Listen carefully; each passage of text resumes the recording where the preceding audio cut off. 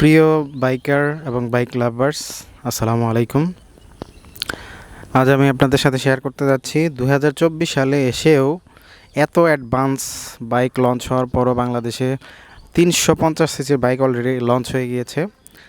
Dual চ্যানেলে বিএসএফআই সুবিধা থাকার পরেও, এত ভালো ভালো সুবিধা থাকার পরেও আমি কেন পালসার টুইনডেক্স এবিএস কিনলাম সেটাই আপনাদের সাথে আমি শেয়ার করব।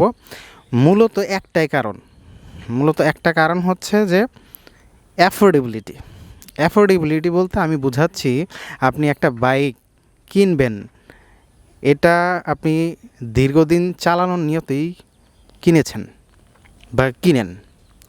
বাইক মূলত আসলে দুই ধরনের পারপোজে মানুষ কিনে, কেউ শখে কিনে, কেউ প্রয়োজনে কিনে।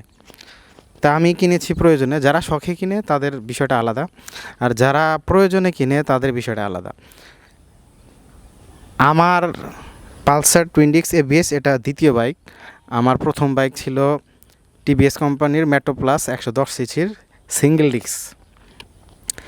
তো ওই বাইকটা আমি অলমোস্ট 50,000 কিলো চালিয়েছিলাম। তো ওই পুরনো বাইকটি বিক্রি করে আসলে আমি পালসার টুইনডিক্স এবিএস নিয়েছি। এর কেনার পিছনে মূলত একটাই কারণ, সেটা হচ্ছে আমি এটা অ্যাফোর্ড করতে পারবো কি না। আসলে এটা মূলত পুরনো বাইক। আমি আমার পুরনো বাইকটি বিক্রি করে যা টাকা ছিল, এবং আমি গত 2 বছর টাকা জমিয়ে এই বাইকটা মূলত কিনেছি। তারপর আসলে নতুন নিতে পারিনি, মানে ওই সামর্থ্যটা আমার আসলে হয়নি, যেহেতু আমি চাকরিজীবী।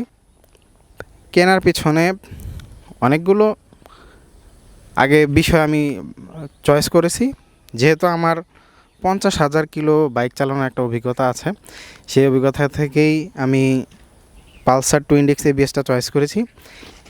টিভিএস কোম্পানির মেট্রো প্লাস সিঙ্গেল ডিস্ক যে বাইকটা আমি চালিয়েছিলাম, সেটা 30,000 কিলো চালানোর পর আসলে আমার টুইনডিক্স এবিএস বাইকের প্রয়োজনীয়তা আমি অনুভব করি। তো টুইনডিক্স এবিএস আমি আরও অন্যান্য কোম্পানির বাইকগুলো দেখেছি, যখন আসলে এবিএস যেটাতে আছে সেটার মার্কেট প্রাইস, তারপর এটার মেইনটেনেন্স কস্ট, সেটা আমার বিবেচনায় আসলে আমি মনে হচ্ছিল আমি দীর্ঘদিন পারবো না এটা ব্যবহার করতে। আমার যে আগের বাইকটি সেটা আমি 4 বছর ব্যবহার করেছি। তো 4 বছরে আমার খরচ সম্পর্কে একটা আইডিয়া আছে। তা আমি মনে করি যে বেশিরভাগ মানুষই আসলে সেটাই বিবেচনা করবে, যারা নতুন বাইক কিনতেছেন তারাও একটা সিদ্ধান্ত নিতে পারবেন যে আসলে আপনি কেমন বাইক চান বা কী বাইক চান, আর এটা আপনি দীর্ঘদিনে মেইনটেনেন্স করতে পারবেন কি না। তো আমার পুরনো বাইকটি বিক্রি করার পরও যে টাকা হয়েছিল, তারপর আমার 2 বছর সঞ্চয়ের টাকা দিয়ে আমি এই বাইকটা কিনেছি, পুরনো সেকেন্ড হ্যান্ড। তবে যারা সেকেন্ড হ্যান্ড ইউজড বাইক কিনবেন, এ সম্পর্কে আসলে আমি আরেকটা সতর্কতা ভিডিও বানাবো। কিন্তু যারা কিনবেন, যারা একদমই নতুন, মানে বাইক সম্পর্কে আগে কোনো আইডিয়াই নেই, তারা একা না কেনাটাই ভালো। কিন্তু যাদের মোটামুটি 20-30 হাজার কিলো আগে চালানোর অভিজ্ঞতা আছে, যে নিজে পার্সোনাল বাইক ইউজ করেছেন, তারা ইউজড বাইক কিনতে সিদ্ধান্ত নিতে পারবেন। তবে ইউজড বাইক কিনে আপনি জিততে পারবেন না, এটা আমি আমার অভিজ্ঞতা থেকে বলতেছি। কারণ আপনি যতই অভিজ্ঞতা থাকে না কেন, আপনি ইউজড বাইকে আপনাকে কিছু কনসিডার করতে হবে। যে কনসিডারেশনটা আমি করেছি, আসলে এবিএস বাইকটার সুবিধা হচ্ছে এটা পিচ্ছিল রাস্তায় স্কিড করে না। তো এটাই মূলত কারণ। কিন্তু আমি যখন এই এবিএসের সাথে এফআই, তারপরে এই পালসার ব্যতীত অন্য ব্র্যান্ডেরগুলোতে গিয়েছি এবং অন্য বাইকগুলো আমি চালিয়েছি, বাইকগুলো ভালো, কমফোর্ট আছে, কিন্তু কমফোর্টের সাথে দামটাও অনেক বেশি, যেটা আসলে আমি অ্যাফোর্ড করতে পারিনি। এই বাইকটা কেনার আগে আসলে আমি 30,000 কিলো যখন মেট্রো প্লাসটা চালিয়েছিলাম, তখন আমার মনের মধ্যে অনেকগুলো অপশন জাগ্রত হয়েছিল যে আসলে আমি কেমন বাইক চাই। তা আমি বাইক চাই হচ্ছে প্রথমত আগে একটা এবিএস ব্রেকিং, যেটা যে কোনো পিচ্ছিল রাস্তায় আমাকে কনফিডেন্স দিবে। দ্বিতীয়ত এটার মাইলেজ, যেহেতু আমি চাকরিজীবী, আমাকে দৈনিক 50, 60 থেকে 70 কিলো 60 কিলো এরকম আমাকে প্রতিদিন চালাতে হয়। তো প্রতিদিন এই পরিমাণ চালালে তাহলে আপনার কী পরিমাণ খরচ হবে সেটা চিন্তা করেন।